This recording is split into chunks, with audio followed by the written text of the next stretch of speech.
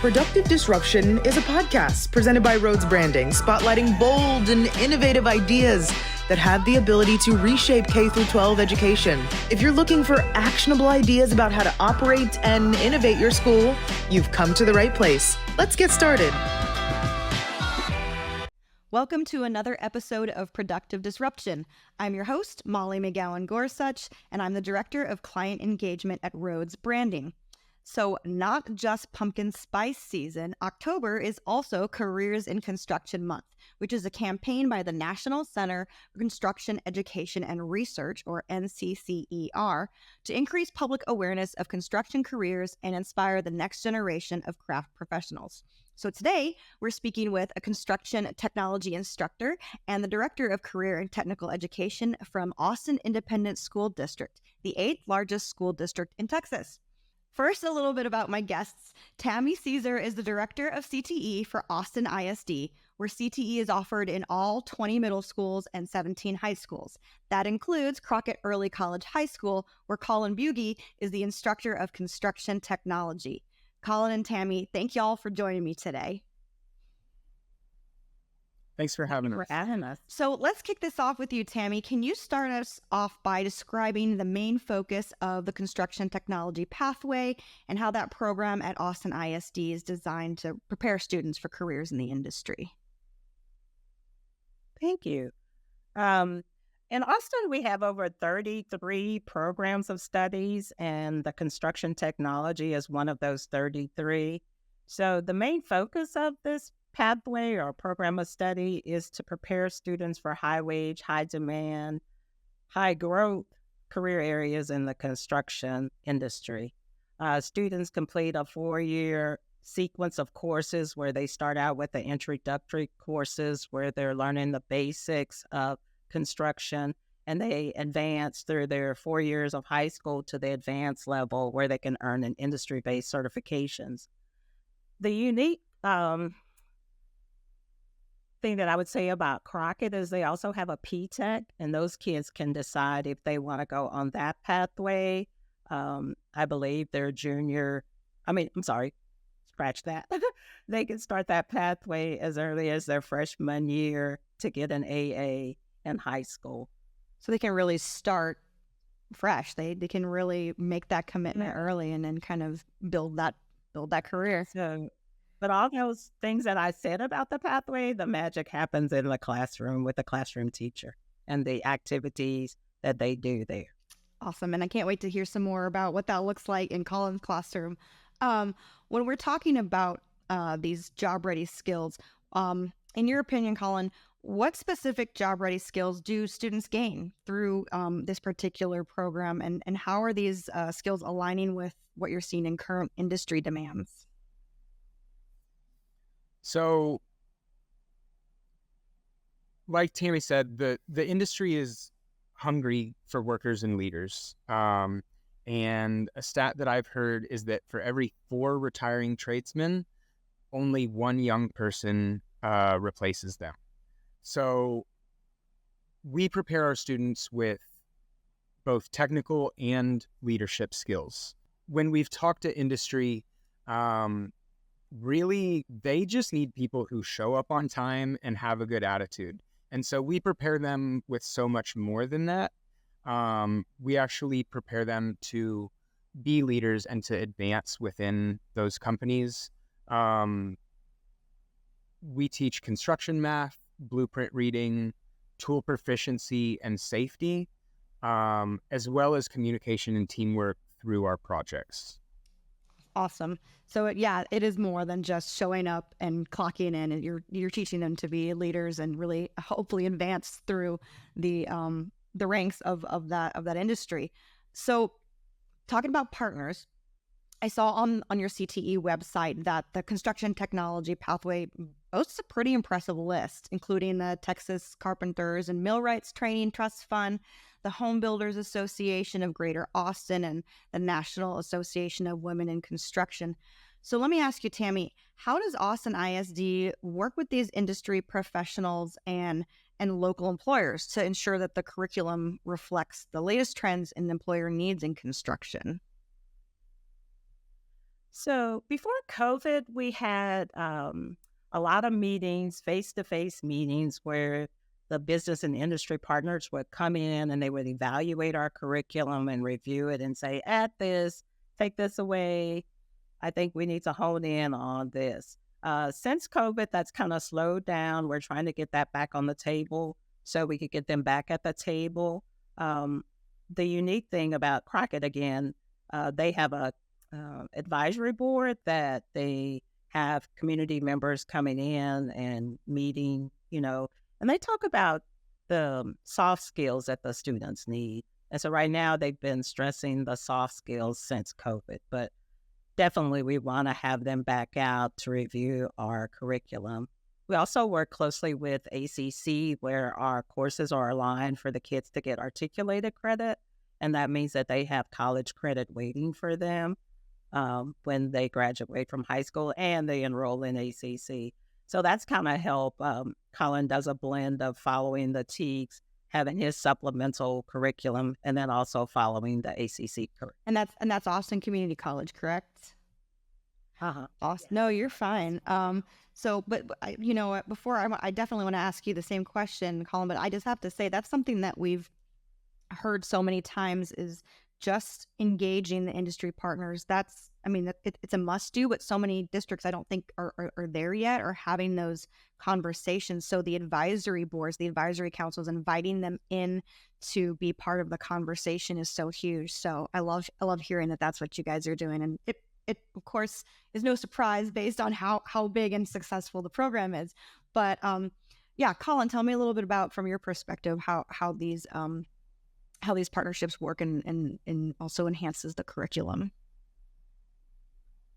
Yeah, so I think that the having the industry partners basically allows the programs to reach past high school, to kind of bridge the gap between when students graduate and then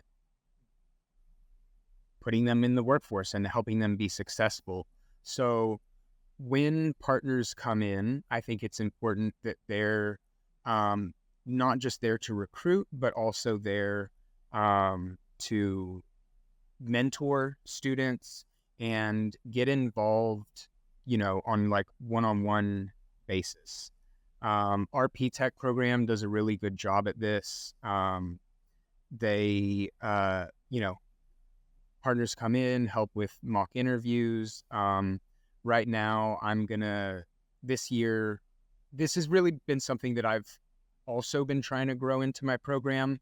And so this year I'm going to work with Swinnerton, and they're going to help us put together a Skills USA team. And mentorship's going to be a big part of that. And what is Swinnerton for the folks outside of Texas? It's a big building company. I don't know if they build skyscrapers, but like multi-story commercial buildings. Awesome. So a little bit about those, the work study programs and internships that you said your students participate in. Is there a particular projects that you want to share? I did hear about a theater tech class or theater, something to do with theater. What was that about? In my program, the fourth year is called Practicum in Construction. And so, I had a lot of kind of liberty in what I wanted to teach in that. And I do treat it kind of like an internship where it's a big project and the students run it. They've already been with me for 3 years. And so they have a lot of really good skills. This is about them, them running the show. They manage each other. They do the planning, the design, the budget. I had them calculate the materials that they needed for the project, and then they would submit that to me, and all I would do is click the button and send it to the bookkeeper. I was really impressed with their success last year. Theater Tech needed more space to keep their props, and so they had a generous donor, and we put our hand up and said, hey, my fourth year students need a real world project and we would be happy to build that. And it was a storage shed for the theater program. That's awesome. Yeah. Well, and that speaks to also what you're talking about is those real world skills, right? Is like submitting a budget and having to not just assuming that these materials come from nowhere, from the sky. Like you have to submit the budget. You have to know what goes into the project and project planning. So that project management has got to definitely help them in their leadership skills as well. Yeah, it's really easy to, it's easy to teach kids how to use a saw, how to use a hammer, that kind of stuff. Like that's pretty basic. I think the more beneficial thing for the students, the stuff that they're going to use to, grow within management and leadership, like you said, the stuff that school is the only chance that they're going to get those opportunities. And so I wanted to make sure that I provided those for them. That's awesome. So let's talk a little bit about those certifications. I know that many students in this program, you were talking about this earlier, Tammy, that they're graduating with their industry certs or even associate degrees through Austin Community College. Can you talk a little bit about how this streamlined pathway and how these credentials enhance their career prospects? In this program of study, they do NCCER core. And I think that helps the students with their resumes. That helps them when they meet employers. They have a leg up on someone that doesn't have the certification that just that graduates without one. It also helps them to obtain more certifications. They gain that confidence that I've achieved this in high school and I know this is my pathway. So I want to go on and exceed more. So certifications is kind of expanded to my skill banks. Is going to be something that I'm going to have to do in this career. So I think it really gives them that confidence to do that. And they become like lifelong learners, And then the ones that graduate with a college credit, they go on to get their AA or their BA in like project management or construction management. And it just helps them when they're in the classroom. They hear things that other students don't hear. They know how to do the tools. They know about the fundamentals. They know about the safety, where a student that has not experienced this pathway, they have no idea. They just know this is something they want to explore. So our kids have already explored and they're aware of the career and they know what they're doing before they walk into the classroom. I mean, and this is true, I think, for most CTE pathways that are leading to associate's degrees. It's also a cost savings, and I think, helps students who might otherwise have a barrier to advanced degrees. Like they've got 2 years under their belts, right?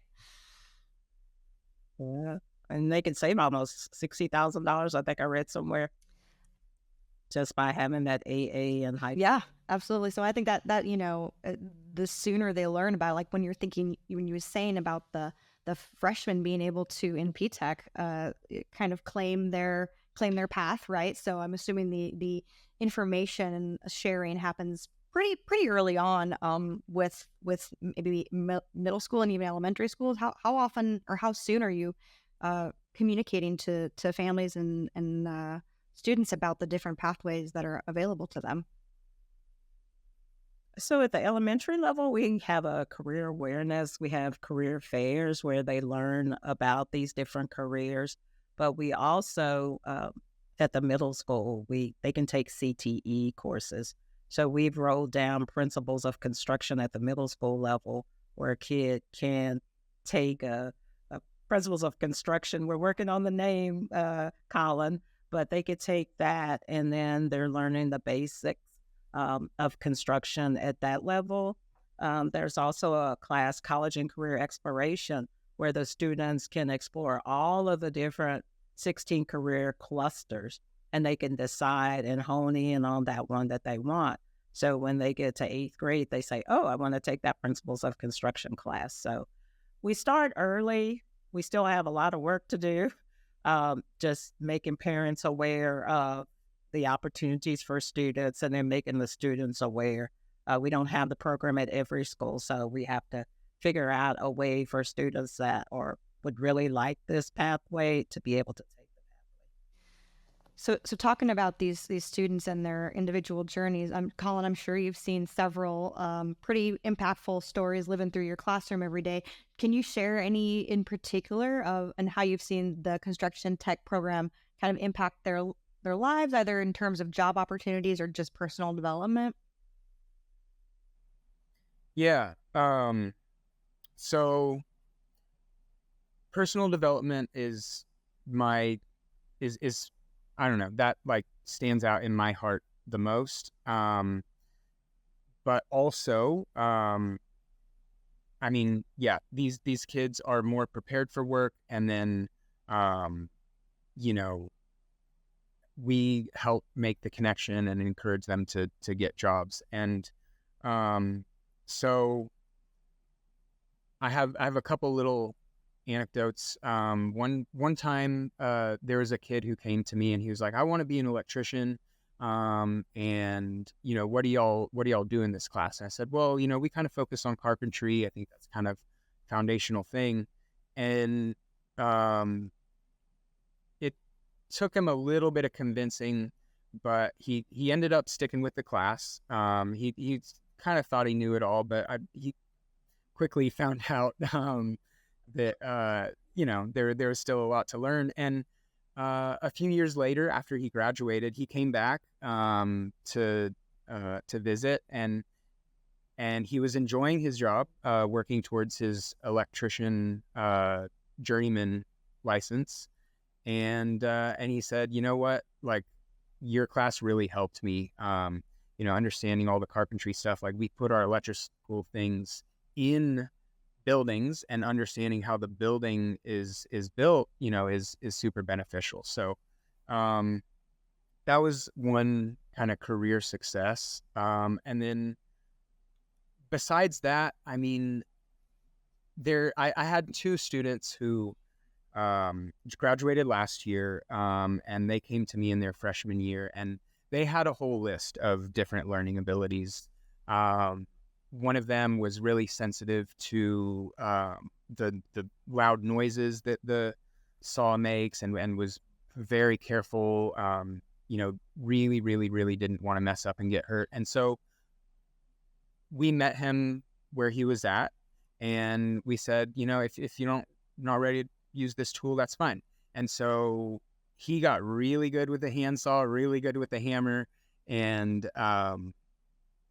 he tried so hard. And every single year, I worked with him and pushed him to kind of confront his fears and try the bigger, noisier, more dangerous tools. And by the end of it, he was using the miter saw just like anyone, and was really successful with that. So I see continued growth with all of my students who show up and have a good attitude.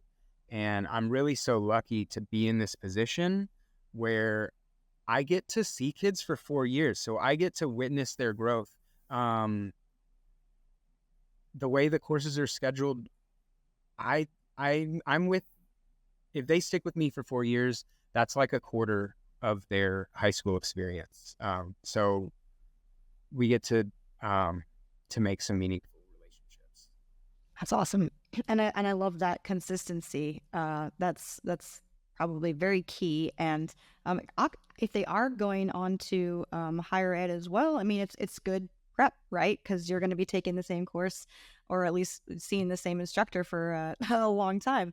And you've talked a little bit already about some of these project-based experiences, but I know that CTE is full of them, and here on Productive Disruption, we're all about showcasing innovation in schools. So I was hoping you could share a couple more examples of innovative hands-on teaching experiences that you've incorporated in your instruction, and how that's benefit your students.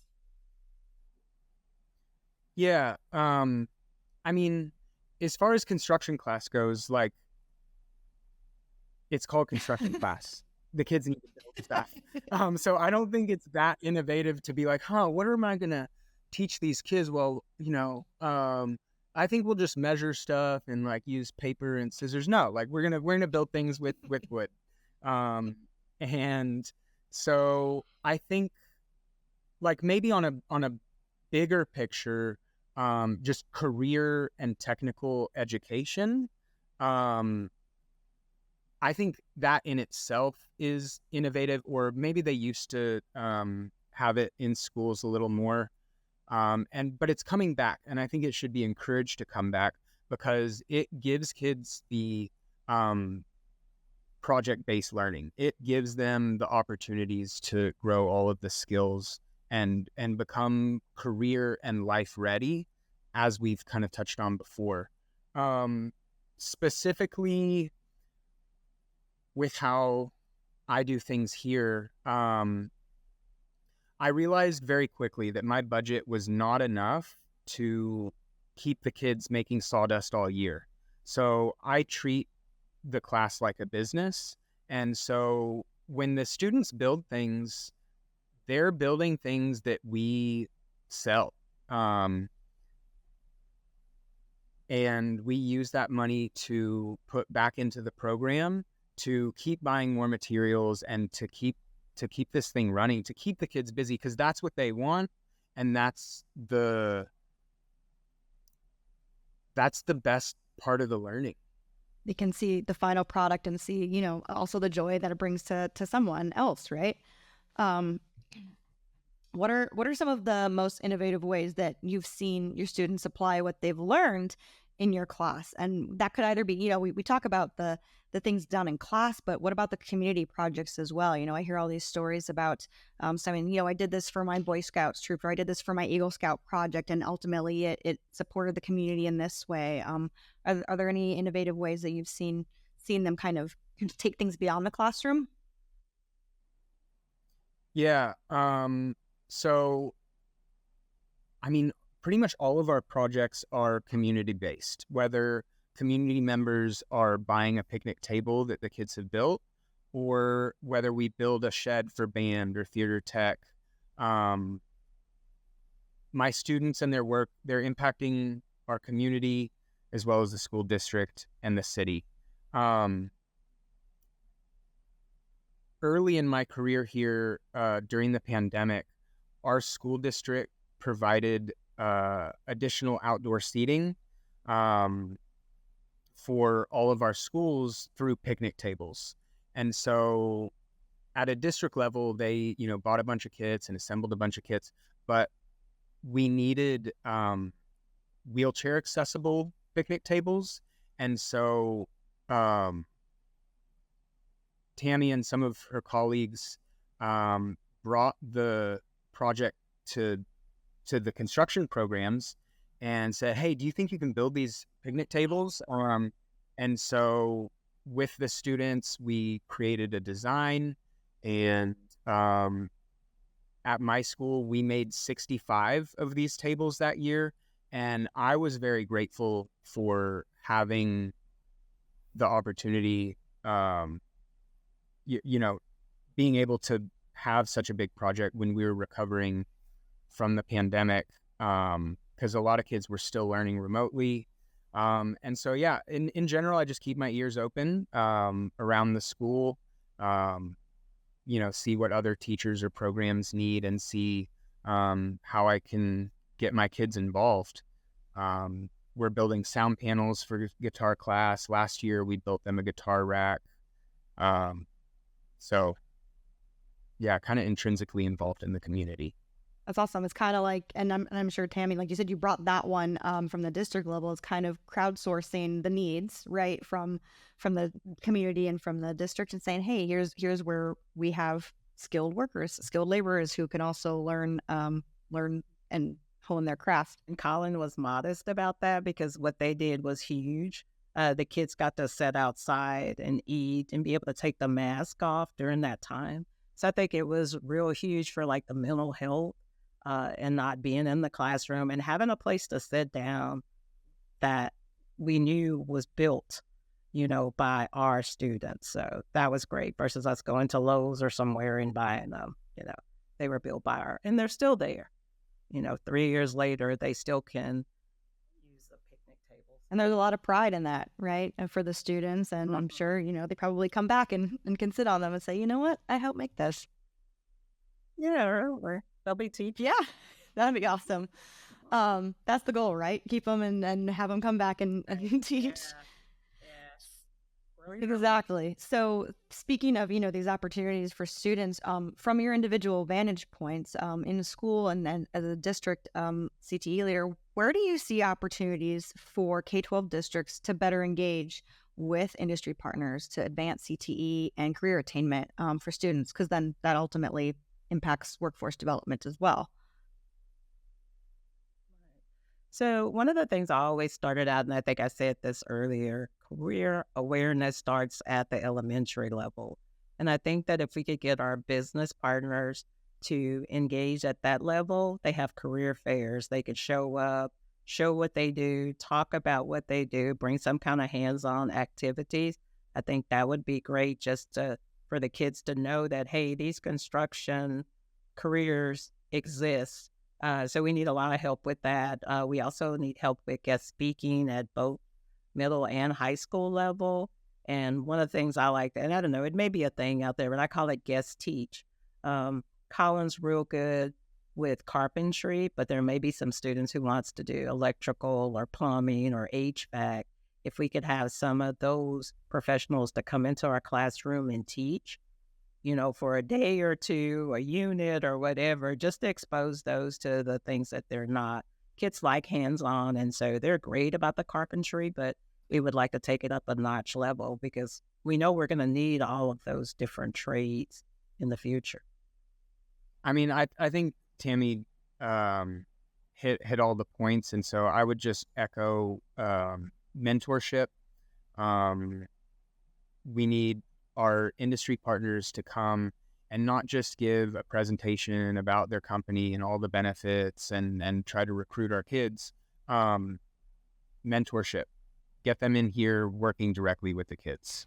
Are there any, and I was wondering, are there any particular mentorship models or things that you've seen work really well for your students? Like, I don't know if it's a particular organization that you work with, or if it's a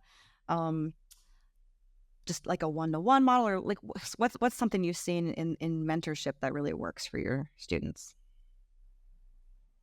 For my class specifically, I have not gotten to that point just yet. But our P-Tech program, that's, you know, we're all in the same building, we're all in the same team.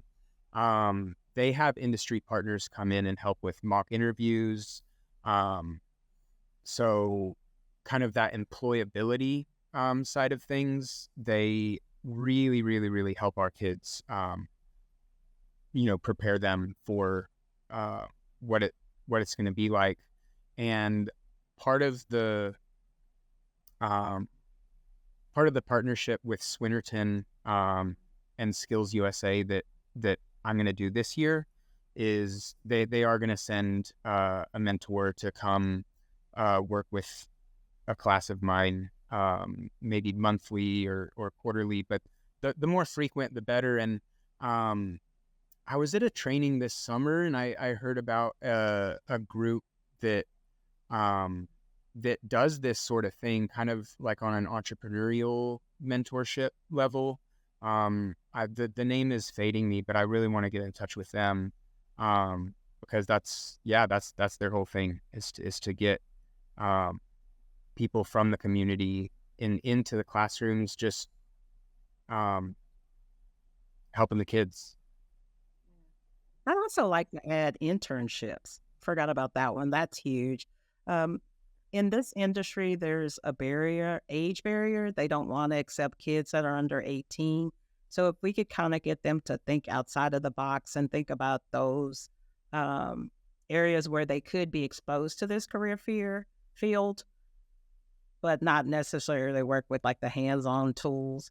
So that would be something that I would like to see is more internship opportunities, I guess, in a non-hands-on way. Yeah, I mean, I guess that kind of is more like a shadow opportunity, right? Where you can say like this it's also powerful to see. I mean, at least in my own experience, I remember I was in middle school and I had an opportunity to do a job shadow. And thank goodness I did, because I found out what I did not want to do. And that is just as valuable as finding out what you do want to do for the rest of your life. So you're not locked in and, in school for something you don't want to go. As we celebrate Careers in Construction Month, what message do you guys want to share with the broader community about the importance and value of skilled trades in today's economy?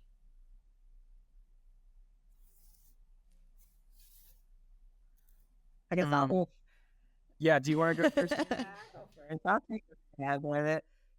To me, the trades is very important to our economy.